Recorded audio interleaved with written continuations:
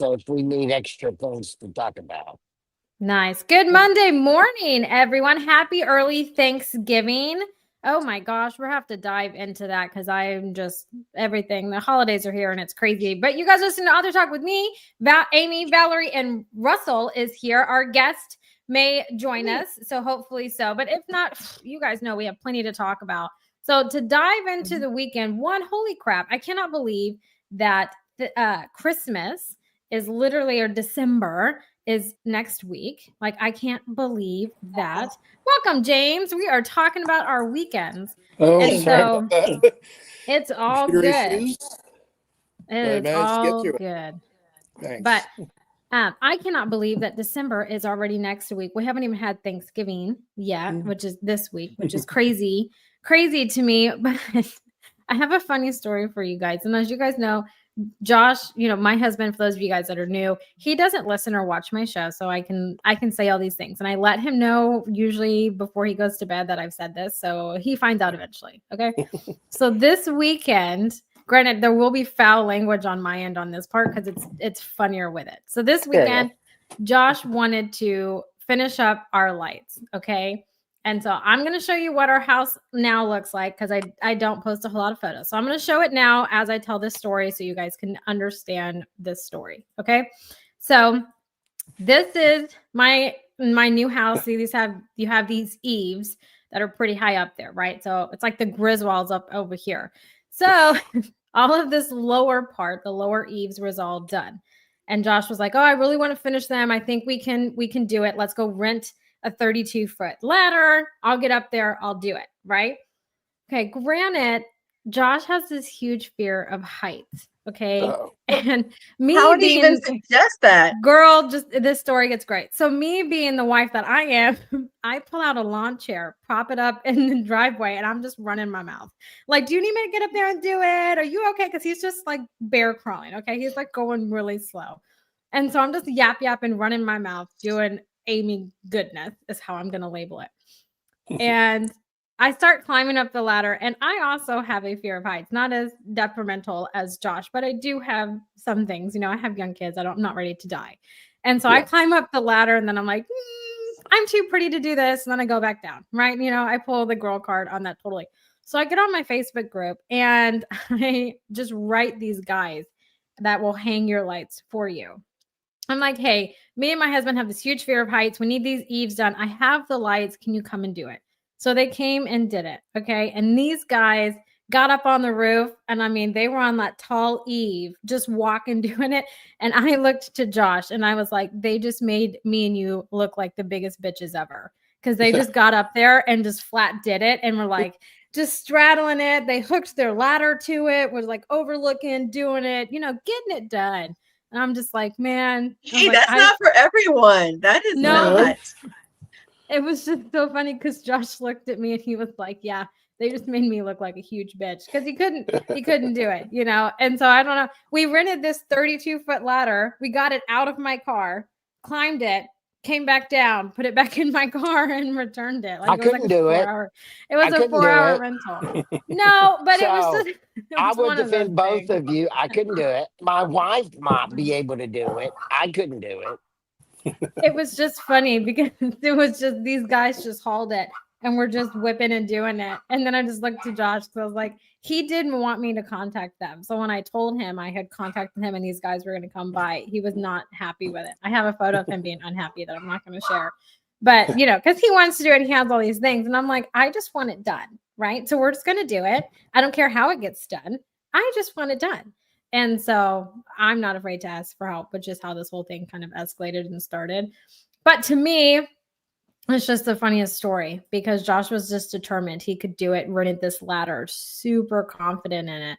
And then, we both decided that we're the biggest wusses ever, pretty much, when it comes to it, but the house looks great. I'm going to get my inflatables and pop outs and candy cane galore. And we're going to be candy cane Griswolds over here. Okay. And get ready for Thanksgiving up in here. And I have to make a lot of, I don't have to, I'm choosing to make a lot of like dairy free and lactose free options since me and my daughter are lactose intolerant. And then, with my IC and everything. So we're trying out a lot of new recipes and praying that they are great, okay, for the holidays when you take them home to family, right? We're going to go visit our family. Meadow's off from school this week, so Sky won't be partying in here with us like she tends to do. But I hope all of you guys had a fantastic and wussless, that's a new one that we're going to go with, weekend. So what all did everybody do? Who wants to go first? Russell, you have a different background this time. Yes, I'm in Houston at a hotel. We flew in from Atlanta to Houston. We spent the weekend with all the family, and as you know, I have a huge family, including two. And the story I have is the symbol that tells you what the whole weekend was like. So we came in to visit. Naturally, there's a big truck that goes by down the highway. It's Houston. We the grandchildren in the families is my daughters, a 6-year-old girl, twin 3-year-old girls, and now they have a 9-week-old puppy. It's chaos over there. The dog is a golden retriever puppy, so she has razor blade teeth right now. And the twins, this is the story that tells you what the whole weekend was like.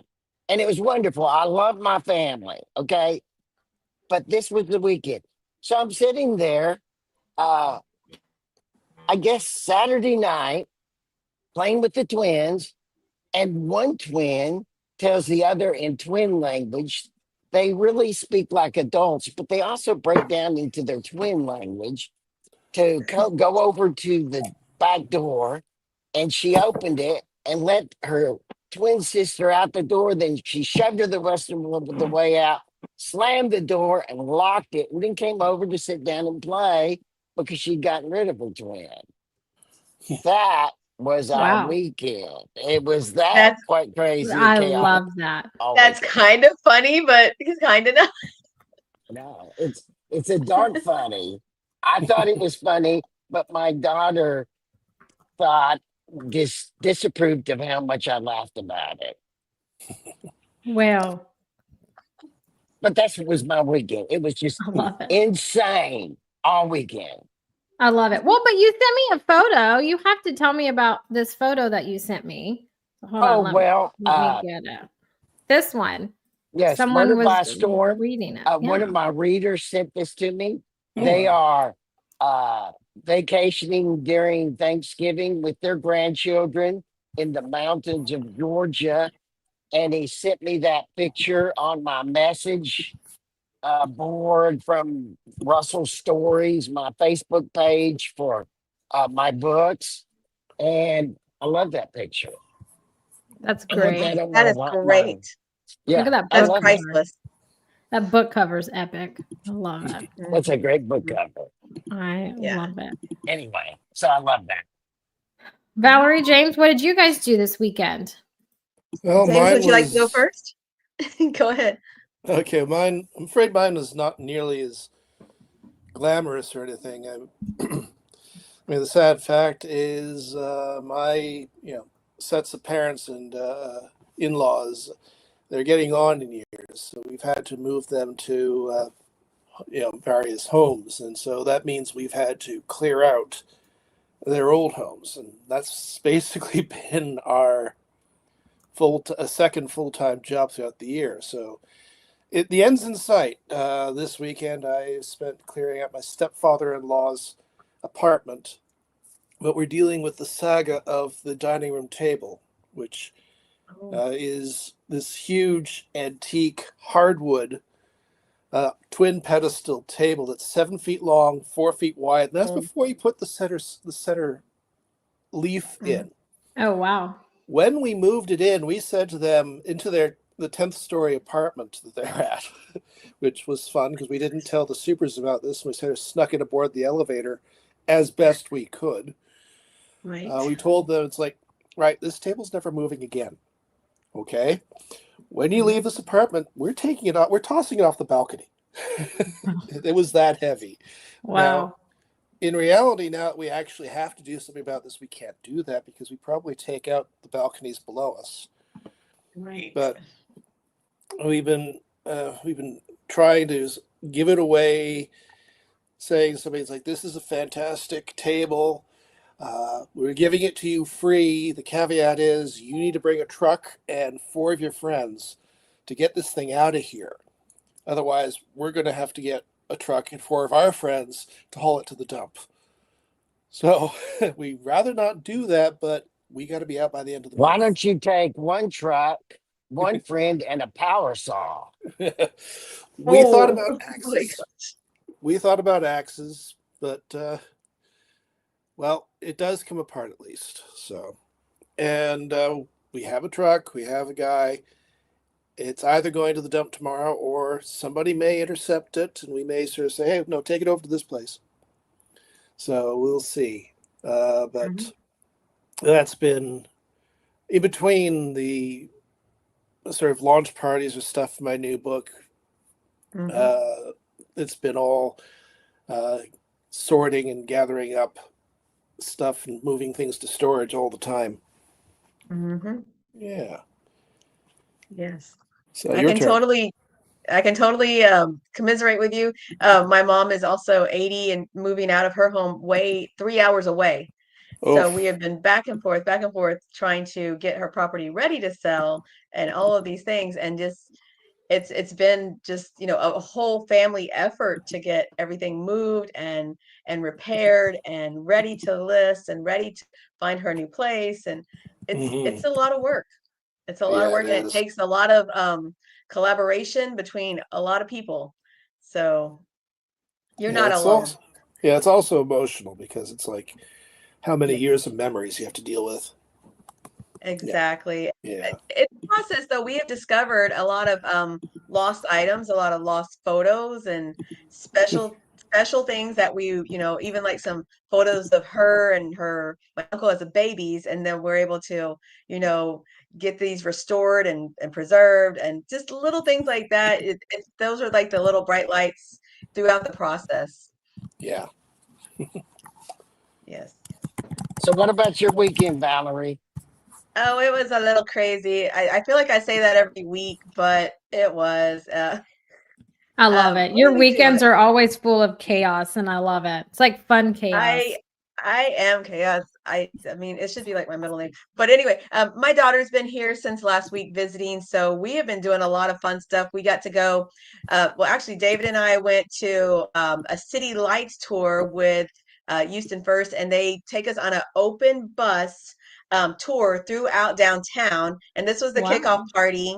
And so they took us like through all of downtown, different villages. And this, Russell, I think this might be your old place behind me, because we're on the roof here of the Marriott Marquis, where they have the Texas shaped Lazy River. thing. Yeah, lazy river. And so there was a big light show up there. And just where did we go? We went to Tremblay Park. We went to Market Square. We went to all throughout these different cool places, just post Houston on the roof where they have more lights up there. So and the coolest part though is you're riding in an open air bus throughout downtown Houston at night. That's So crazy. that is very cool. And a cool fact I learned on this trip, that Houston has so many murals. I think she said, and 100%, not 100%, but I think Houston now is in the Guinness Book of World Records for having the most murals in the city. And I was like, what? Did I hear that right? Did I hear that? Because we do. There's so Wow. many murals, and they're all a lot of brand new ones. Like every time you turn around, there's new stuff. But what else? And we had a bake sale at church that I had to do a bunch of stuff at, and then we went to the Museum of Fine Arts. We went to Color Factory. I don't know. It's always something, but I just, don't waste a minute at all. So, we want to thank the people that are listening to our podcast. Most Mhm. people, James, don't watch us in the Monday morning when we go live, but they listen to our podcast during the week.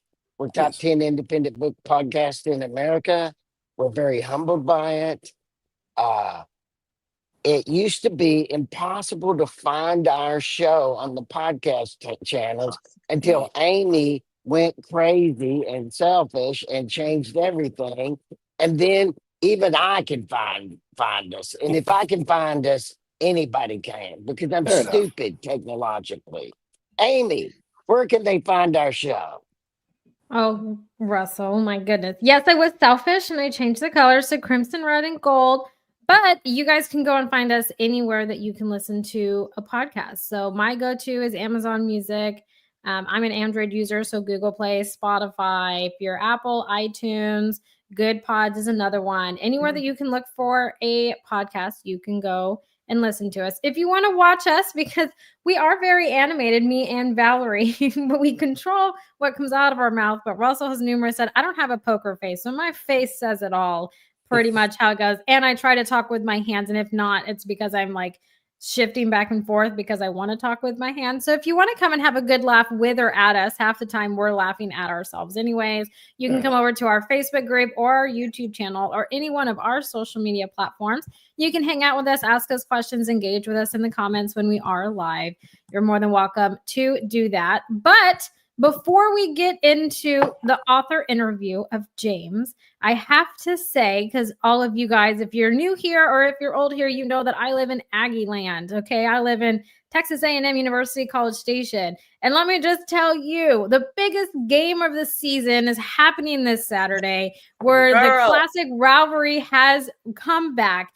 UT will be playing A&M, and in full spirit and support, Russell went to UT. I went to a sub-branch of UT. I do have on my UT shirt because we are going to be UT. I don't know about Josh over here, but we will be. Aimee, they're coming off that big loss.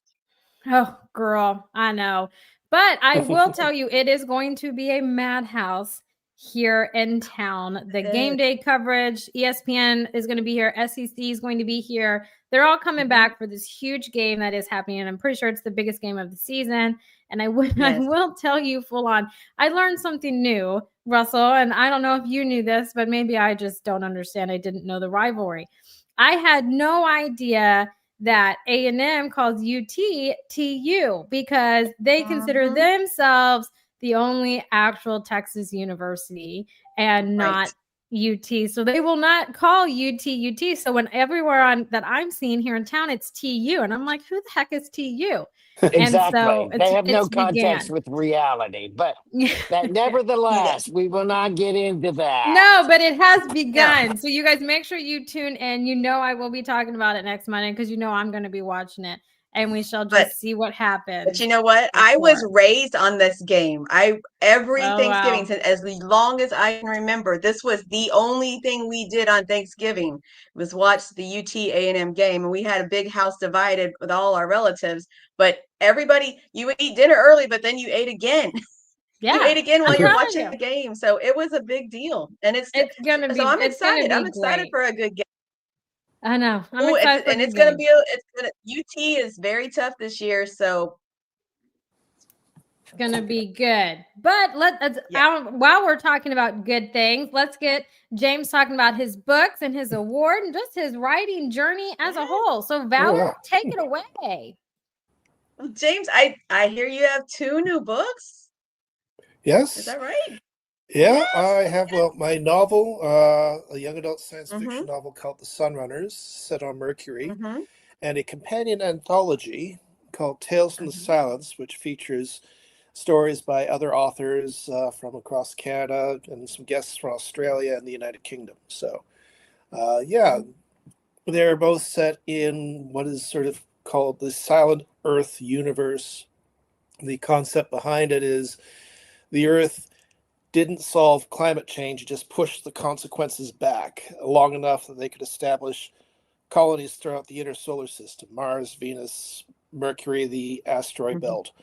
And then things caught up and the Earth went under due to environmental catastrophe and nuclear war. So the upshot is the Earth goes silent and the supply shuttles stop. So the various colonies around in the inner solar system are left on their own in various states of self-sufficiency, or in the case of Mercury and the Sunrunners, not. So how do they deal with this, the sudden loss of the big colonial power, and just how do they survive, how do they respond, and then what do they do when 50 years later the Earth comes back? So That's the overall premise, and but the stories themselves focus a lot more on the individuals and the characters that have to deal with this reality. Yeah. So because this is such a, I guess, I feel like a scientific endeavor for these characters, did you have to do a lot of research, or how did you, I mean, if we're going to Mercury or if we're going to here, how are you getting them to survive on these planets?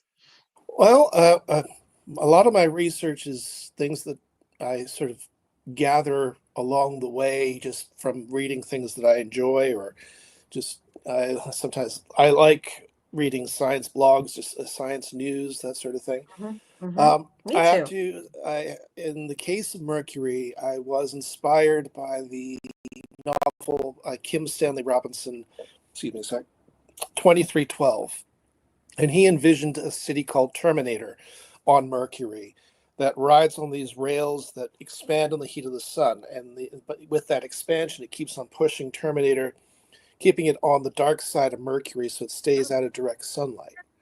And Hmm. that inspired me to consider these latitude towns, basically train cities that are on their rails and always running to keep ahead of the sun.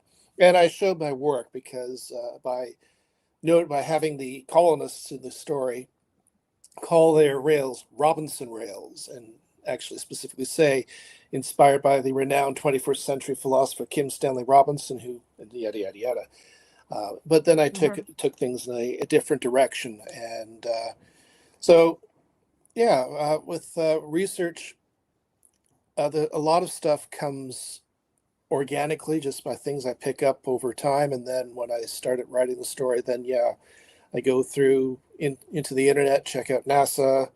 Uh, Hmm. Wikipedia is a good place to tell you where to start to look, as long as you don't use it as your only source of reference, uh, Yes. and um, and Right. build the story out that way. A lot of it is background Hmm. material. You don't need to very detailed. The just detailed enough that it, in your mind, it explains the actions of the characters, and if that Hmm. feels natural, then the readers will follow along.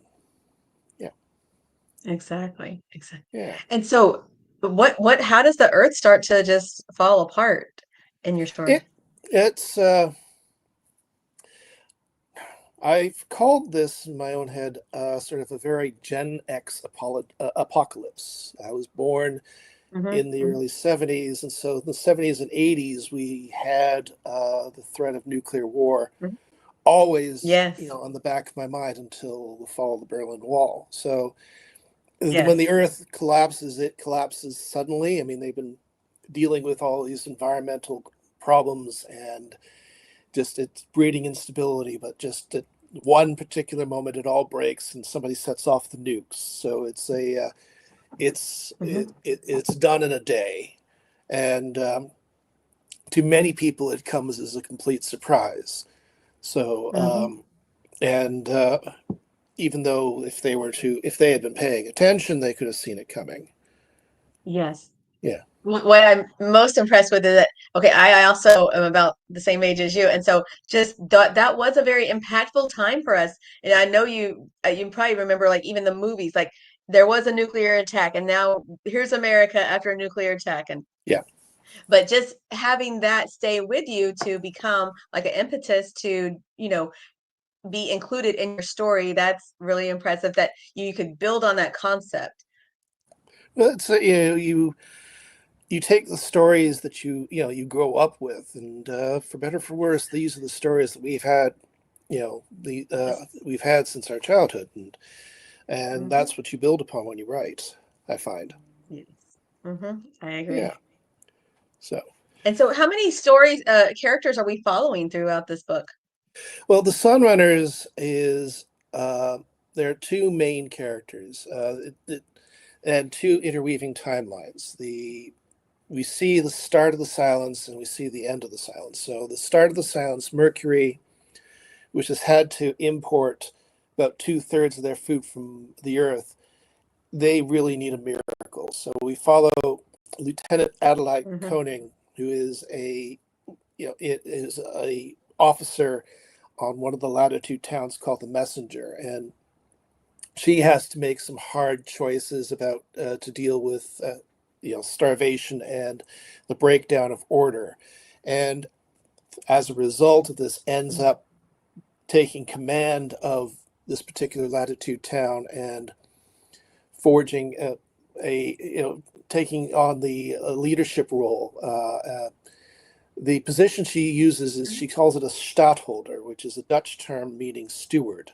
So not exactly a king, but somebody who is in charge until the right person comes along, in theory. It's supposed to be temporary.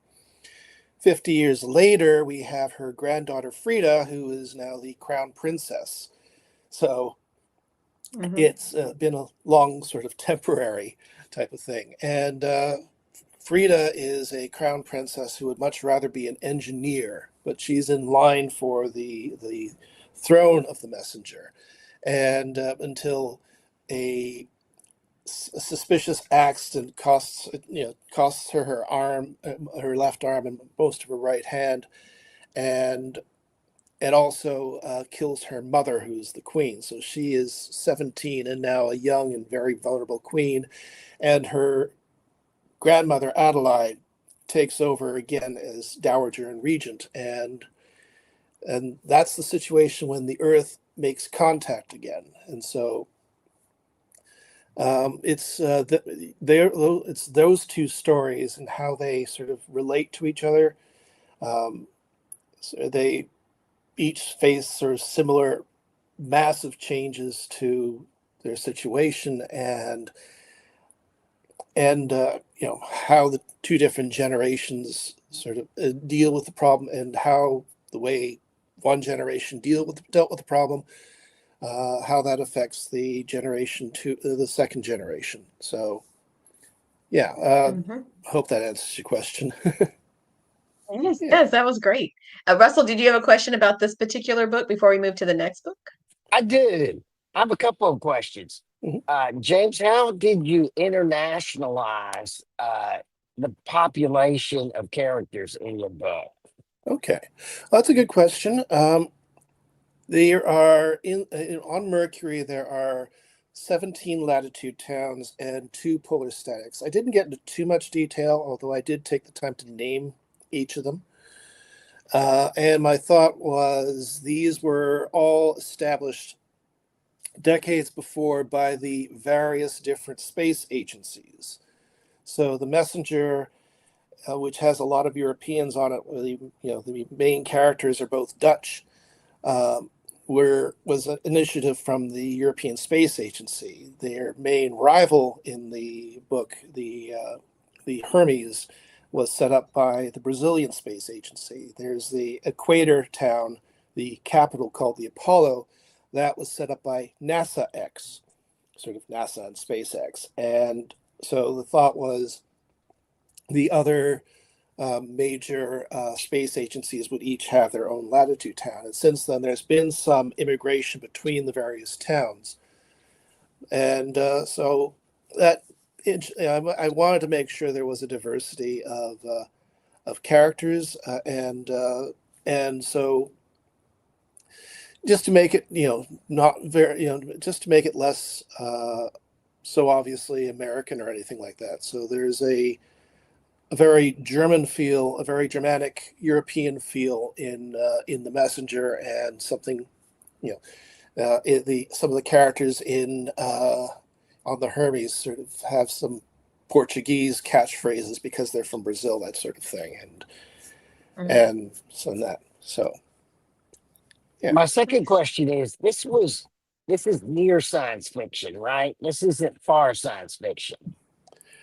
Well, I try to keep it. I try to keep it as realistic as possible. Well, that's not what I mean. I mean it's not 1,000 years into the future. No. It's some years into the future, right? Yeah, I have a specific date. The Earth collapses on August the 4th, 2151, right. And Yeah, some of my research was actually going to the websites where they show calendars and future calendars, and you have in order to try and figure out how many years pass, if what's the actual date. Um, I find that frightening as a writer to have to calculate. Can I oh tell you, yeah, I would be terrified of that. yeah. The whole rotation aspect of Mercury gave me trouble too, because I had Yeah, to sort of remember. Okay, one rotation because they're moving back and forth, keeping keeping ahead of the sun. But at some point, they have to travel faster than the planet's rotation in order to make it to just where the sun sets, you're going to so have they to have use an time. algebra problem So they to have solve time to that. work on the repairing their city throughout the Mercury night, and so I had to sort of like do back of the napkin calculations and stuff. But the internet has helpful resources for most everything, and I managed to make that work. So, do you, how much of the challenge is like, if I would think this would be very similar to The Expanse as far as the timeline Mhm. in science fiction. And so I was always amazed by the science that writers were forced to write about, Yeah. uh, like dealing with gravity Oh and that sort yes. of thing. And so, how did you deal with all the scientific things? Did you just avoid it, or how did you do it? Well, I mean, I had to keep that in mind, and gravity does I play think I lost a bit of everybody. a role in some of the stories and Tales from the Silence, and in the possible companion sequel, The Cloud Riders, maybe hopefully will come out in 2 years. Um, I mean, I need to be aware of it, but the great danger, of course, is bogging down your readers with that. Um, I believe the trope is called "I've suffered for my art, and now it's your turn." So I tried to avoid, or I I I wrote what I could, and sort of with the information as background. And in rewriting, I sort of looked at all that I had put in and asked myself, do the readers really need to know that, or can they just follow along based on how the characters react to what their world is? And the more that I mean, the detail influences the actions of the characters, but that doesn't need to be on the page. The more that I could pull that off the page, but still keep the characters' reactions and actions uh, real, I think the better it was for the readers. So, how do you get your descriptions of Mercury, and how much do you describe the surroundings of Mercury? How do you do that? Do, do you post up on video on big screens while you're writing pictures of the environment of Mercury? What are you doing? Well, there are some. I mean, I've visited some sites and stuff like that. I'm fortunate in the fact that most of the activity of these stories happens inside the trains, so we're dealing with a closed environment, and I don't really need to talk too much about the outside. Some things can stand in reasonably for Mercury, such as the moon. Um, you're looking at roughly similar environments, and I can have that going on in the back of my mind because we all have, I think, some idea about what the moon is like given the moon landings, and sort of we've seen the films and videos of the moon landings, and we have some idea of like, okay, that's what it's like to be on a planet with absolutely no atmosphere or very little atmosphere, and it's all sort of dust and rock, and and just build from that. Other things I've tried to fudge or adjust for the expediency of the of the novel, I sort of came up. I just thought, well, I don't know exactly how, but I'm assuming that things like vacuum suits in the future will be a lot easier to move around in than the Well, bulky they will space be. suits.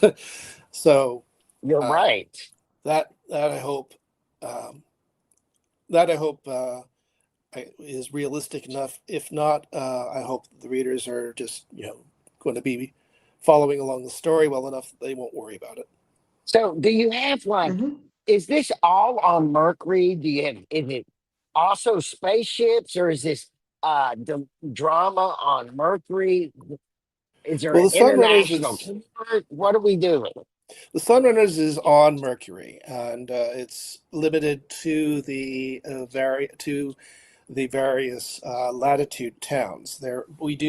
We are mostly on the Messenger. We do see the rival latitude town, the Hermes, and we see there's also mention of two polar statics because they're at the poles. They're in craters which do not receive direct sunlight, and that's where their water is mined. So apparently, that's where we might be able to find water on Mercury. I thought that was very interesting, and so the so a lot of it is takes place on these various cities, and so it's an exploration of the cities, less so of the planet. We do have spaceships coming to visit, but we only see the action in the terminal where people arrive and depart, that sort of thing. Yeah. Go It's so back, great you Valerie. were able to build. Yeah, I was going to say it's so great you were able to just build all these pieces and create the whole new environment and experiences for these characters. Did you and do you think it turned out the way you like it? Were you happy with it? Yeah, I mean, it took time. The book is 10 years in the making. The first ideas came up Wow. Hmm. around Christmas 2013, and I managed to Yes. put together a first draft in about 2 or 3 years. But then there was another couple of years, another 4 years, where I just rewrote and revised and everything. And then this last 2 or 3 years that I was Hmm. searching for a publisher for it. So this took time Hmm. and this took revision. And we must, the editing, those rewrites are just as important as the initial draft because they They're fix a more lot. important, James. Yeah, Absolutely, Much, exactly. absolutely. much more important. Absolutely. Yes. Yes. Yes. Yes. Let's talk about your other book. Tell us about that one, please. Well, Tales from the Silence is a companion anthology. It's set in the same universe. That went a lot faster. The reason I put that together is I wasn't just writing the Sunrunners when I started and worked on it. Um, it started with an original idea of a crown princess that wanted to be an engineer. And one thing I tend to do in my first couple of drafts is throw things at the wall and see what sticks. And I just ask myself questions about, okay, what's their life like? Why is their life like this? What happened to make their life like this, et cetera, et cetera. And these questions expand the universe. Mhm. And this universe expanded a lot more than any of my other books had done. If I'm setting a story on Mercury about a human colony there, that means there's very likely human colonies on Venus and Mars and the asteroid belt. What happened to Right. them? So by the Mhm. time we were looking at publishing the Sunrunners, I also had a draft of the companion sequel, companion book called The Cloud Riders, but also I had a couple of short stories, a novella called The Phases of Jupiter, set on Ganymede, with one of the research stations there on the day that the Earth collapses. And I also had an idea for a novella set on Earth um, during the dark period. And I wanted to see those things published as well, but at the same time, I was looking at publishing them in, going through the publishing process again and again through magazines. So when I took the Sunrunners to Shadowpaw Press, I said to them, it's like, look, they also have a self-publishing arm called Endless Sky. And I said, look, if you take the risk on the Sunrunners, I have this other anthology that I'm happy to print through your independent publishing wing. What do you think of that idea? He liked that, and so I decided to open the sandbox. I had these two stories, and I wanted to ask other authors, here's the universe. What can you produce? And about 10 authors, I gathered together about 10 authors to come together and produce their own sort of takes on what was happening on the various other colonies. And from within a year, we were able to put together the anthology and get it edited and everything, and it release it alongside the Sunrunners. Yes. What a fantastic idea, though. I love that, you're able to build on that concept from the Sunrunners. And then how did you find these other authors to collaborate with you? Well, I've been writing myself for a while. I have a few books out. I have my wife's a published author, so we have a strong community of writers in Canada. We're both YA writers, so we're part of that community. And there's a science fiction community in Canada. I also came up through fan fiction, through fandom, Doctor Who fan, as a Doctor Who fan. So I knew people, and I knew people who were writers, and so I also knew what they were writing, and so I had a good idea of who to talk to. And I also made sure that I was offering a reasonable. I paid my writers. Is the thing. You have to support your fellow writers. So we came up with a reasonable agreement to get these stories down, and that was just that process just went so very well. I was able to build off of my own fan fiction experience back in my high school and university days.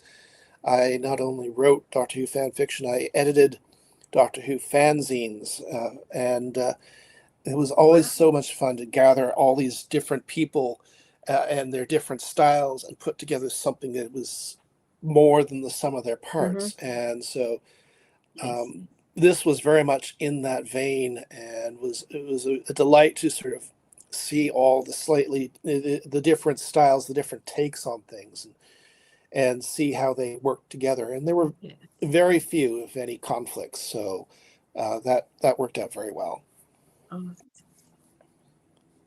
Awesome. That's awesome. And just what a great idea. Like I said, I was just loving the concept. Russell, did you have a question? No. I was just giving Aimee the evil eye. I know. I got it. I was letting Valerie go, but so James, where can we get James' book? Yeah. Oh, I'm available on from better. Shadowpaw Press is distributed via the Literary Press Group of Canada, so they have access to all sorts of bookstores across North America. So you talk to your independent bookstore, I should be there. If you want, you can also order me from Amazon.com. Just search for Sunrunners or Tales from the Silence and James Bow, and you'll see all my books. And if you want to know more about me and my books, my website is jamesbow, JAMESBOW.ca. Nice. I love it. Well, James, just a disclaimer. I didn't give this to you before, but Russell comes with a disclaimer. But when we're coming close on time, because our show runs for about 45 minutes, he likes to give me this really sweet look. It's just the kindest look I've ever gotten from anybody.